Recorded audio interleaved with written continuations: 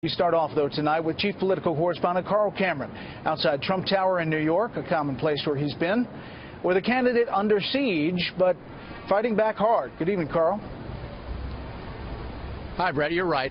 Donald Trump has been preparing for this debate basically in full sight for the last week, arguing that the system has been rigged against him, not only by what he calls crooked Hillary and the Democrats, but also by his Republican House Speaker going against him and what he has collectively referred to as the dishonest media.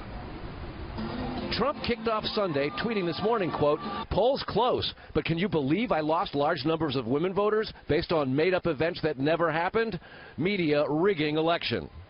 The latest ABC News Washington Post poll shows in a four-way race, Clinton leads 47 to Trump's 43.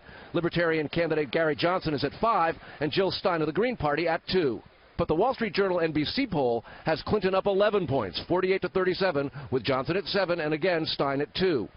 Trump's denials last week that he ever forced himself on women in the aftermath of a video in which he described doing that included appearing to demean some of his accusers as unworthy of his alleged groping advances. Believe me, she would not be my first choice, that I can tell you. Trump this morning attacked Saturday Night Live on Twitter for last night's show opener. What about all the women accusing you of sexual assault? They need to shut the hell up. Trump tweeted this morning, quote, "Watched Saturday Night Live, hit job on me. Time to retire the boring and unfunny show. Alec Baldwin, portrayal stinks. Media rigging election." Running mate Mike Pence embraced Trump's condemnation of the media as pro-Clinton and biased against Trump. Once again, the media is piling on with unsubstantiated claims as the headlines, while they ignore an avalanche of hard evidence about corruption, pay-to-play, political favoritism emanating out of Hillary Clinton's years as Secretary of State. But House Speaker Paul Ryan, who said he will no longer defend Trump nor campaign with him, said yesterday that he's confident the election will be fair and is not rigged. Several former Bush, McCain, and Romney campaign officials have made similar statements. So did Pence. One of the great traditions of America is the peaceful transfer of power. The stakes are so high in this election, but as Donald Trump said in that first debate, and I'll say to you again today, we're going to accept the will of the American people. When asked about Trump's request yesterday for drug testing before the next debate because Clinton seemed, quote, pumped up at the last one, Pence today sidestepped. Well, look, all I know for sure is that Donald Trump's going to be ready for the debate on Wednesday night, and the American people are going to see someone who is prepared to lead this country.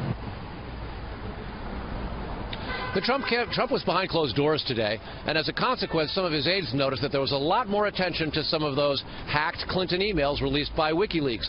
But Trump tweeted this afternoon, quote, "The Democrats have a corrupt political machine pushing crooked Hillary Clinton. We have Paul Ryan, always fighting the Republican nominee."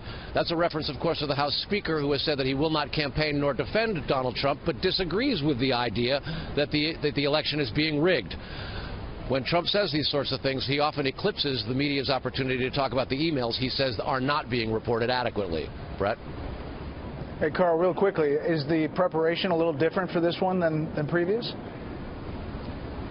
Pretty much the same. They're behind closed doors. They're not doing the kind of podium stuff that Hillary Clinton likes to do with mock debates and murder boarding, but they're going over issues, and he has been trying out a lot of these new lines over the last few days, many of which are so controversial that it's likely that if they don't ask each other, meaning Hillary and Donald Trump, the moderators will probably bring them up as well. Brett?